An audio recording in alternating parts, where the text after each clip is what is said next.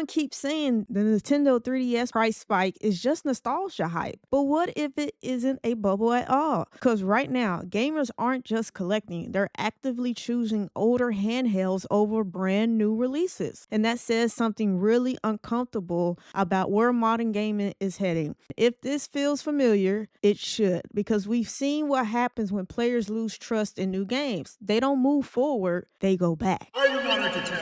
So here's what's actually happened. Nintendo 3DS prices aren't just creeping up, they're jumping. Used systems that were sitting at bargain bin prices a few years ago are now selling for hundreds depending on the model. And this isn't just collectors driving it. Regular players are hunting these down again. For games you can't buy digitally anymore, for libraries that feel complete, and for handheld experiences that don't come with a battle pass, live service grinds, or day one patches. Meanwhile, brand new games are getting more expensive, more fragmented, and depending on who you ask, less fun. But before we go any further, pause and drop a comment. Are gamers going back to the 3DS because retro games are actually better, or because modern gaming has become too expensive and exhausting? Type retro game wins or modern game fails in the comments down below. So I can answer that with a quick yes and yes.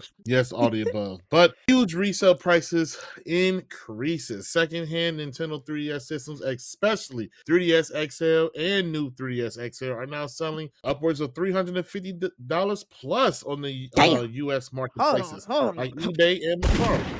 That's often as much as more than the launch price of the new Switch 2. Some listings have 3DS prices have climbed around 3.5 times compared to a Oh my year ago, god. with price spikes up to 76% above original launch, including the XL models. But that it don't stop there. Some limited editions, I might say this, and box units can be $400 to $1,000 plus in collector markets. What the Trading fuck? values reflect increased demand. Retailers like GameStop have publicly raised trading values for 3DS systems, indicating strong demand relative to inventory. So I'll say this real quick little small break. GameStop ain't stupid. They see what's going on. They try to get their hands on as many 3DSs so they can give you chump change for it and sell them for high value. Now, this $1,000, this $400,000 plus, that is true. I know that for a fact, and I can point out two models: the Samus Returns new 3DS and the Hylian Shield new 2DS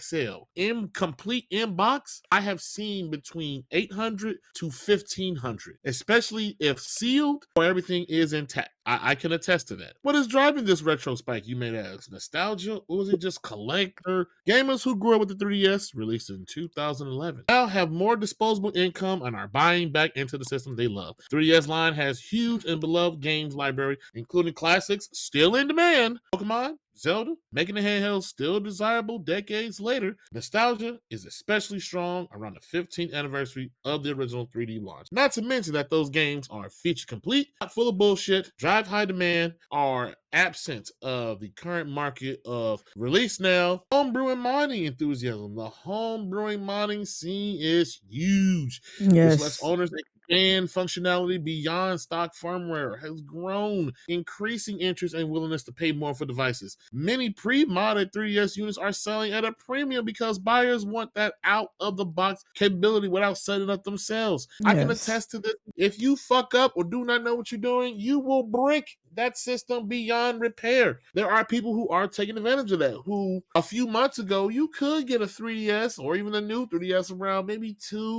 upwards to the 300s, pre-modded, depending on what was all put up on there. Now, woo, it's a fire sale, baby. Unique hardware appeal. The 3DS lineup occupies a unique spot in handheld history, including features like auto stereoscopic 3D with no glasses needed. No one used that. I'm going to say that. No one used that 3DS feature. It was shown it hurt children's eyes. That's why they did a revision. It's also one of Nintendo's last ultra portable dedicated handhelds, a compact experience that differs from larger modern devices. Quick way to say, you close it, it can fit in your pocket and keep it moving. Not big and bulky, no need for a case, and then throw it in your backpack. Relationship to the new hardware, why 3DS demand is outpacing some Switch 2. Switch 2 isn't a perfect upgrade for everyone. Oh, The we've Switch 2 never Two has said that. sold millions of units and is officially one of Nintendo's fastest selling consoles ever. Eyes rolled. Sales data from the 25 holiday period suggests some slower uptake compared to the original Switch during its launch era, probably due to pricing, gaming lineup, and economic conditions. I'm going to throw this in here real quick. Anyone who wants to try to defend the Switch 2 and its holiday sales, I'm going to throw this out real quick. The Switch 2 is the new hotness, the new kid on the block. It is $50 less. I'm sorry, it's $100 less than the aging PS5. During the holiday period, Sony knocked down that PlayStation to $400, giving you a bigger bang for your buck. When the aging 5-year-old system outdoes the new boy on the block, some gamers feel the Switch 2 so far feels like an incremental upgrade rather than a must-have, reducing urgency for many buyers, especially casual, retro-focused players. The economics of new hardware versus retro, hey, new Nintendo consoles, including Switch 2, are modern AAA titles. AAA titles are often priced much higher, making retro consoles comparatively more accessible, attractive for budget-conscious consumers. Let that sink in. Budget conscious. Because that's what you need to be in today's environment. In some regions, used 3DS prices approaching Switch 2 levels reflect both collective pricing and some compliance constraints on the vintage hardware. But hey, when you want what you want, and people upwards to paying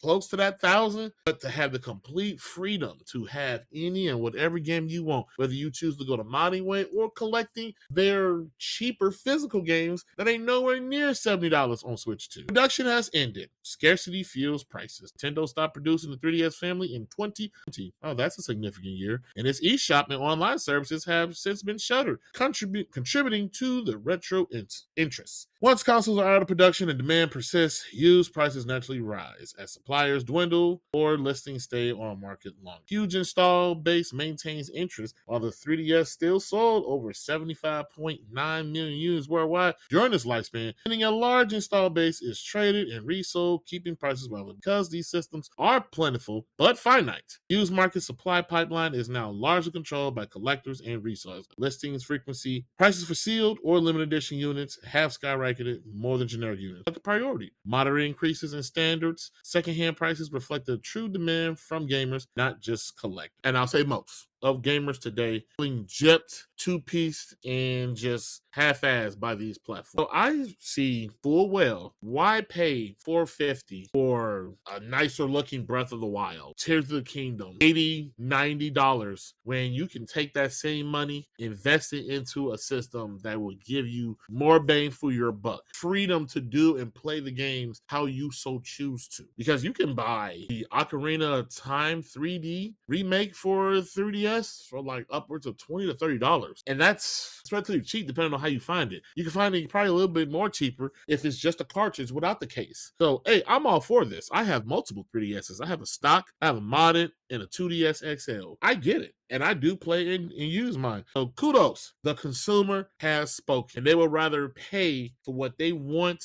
and can enjoy the Nintendo's way. So keep doing it. But the drawback is Nintendo products tend to get super expensive the longer time goes on. So anyone listening, if you have not experienced this platform, you are looking to jump into retro gaming, modding, even in a sense, you probably want to get up on this now. Because like I said, certain models, they are up there. I know the Galaxy model, they ran on Black Friday. That's a highly sought after one. The new 3DS Pokemon versions, hey, don't even try to go after those. That's a car note or someone's mortgage payment. I'm telling you, you're gonna see the price and be like, yo, what the fuck? All right. Limited edition models, probably want to stay away from those, but the regular launch 3D models or new 3XL, you can't go wrong with those. And if you find one where it's preloaded, much even better. Trace, do you ever experience the 3D system? I'm sorry, 3DS systems?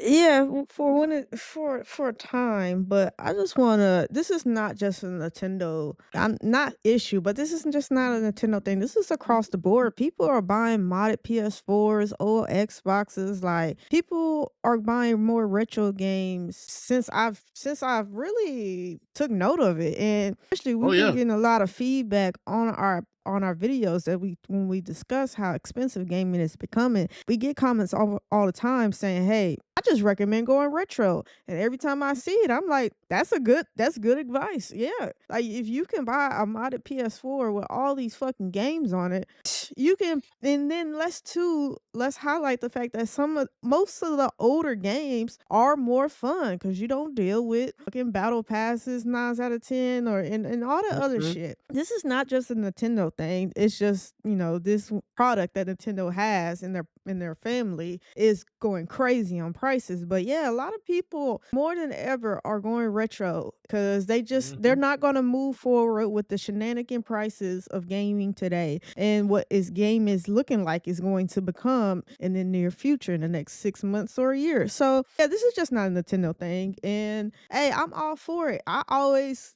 champion value. And when I say retro gaming, it has good value. Like tested games, you already know what you get. You know the good ones, you know the bad ones to stay away from. And sometimes even the bad ones are still, I'm all for it. Hey, if you think this is what's best for you for the amount of money you're going to spend, and you think you can stay this for an extended amount of time and then enjoy the experience, I don't suggest no one buy a Switch 2 anyway. So yeah, definitely, hey, go retro if you need to. But let me know in the comments below, or have you been looking at retro consoles? Because there's a lot. Even modding the Switch One is a thing too that I know at one Mhm. point I was looking into. So yeah, older hardware still has a place in today's age with these prices going crazy. But you let me know in the comments below how you feel. Are you investing in retro game, or you're more tempted to now than ever because of the price of gaming right now? Let us know in the comments down below, and we'll see you there. It's funny that you mentioned that because I have also seen an uptick on my YouTube timeline on people making videos on the PS Vita as well.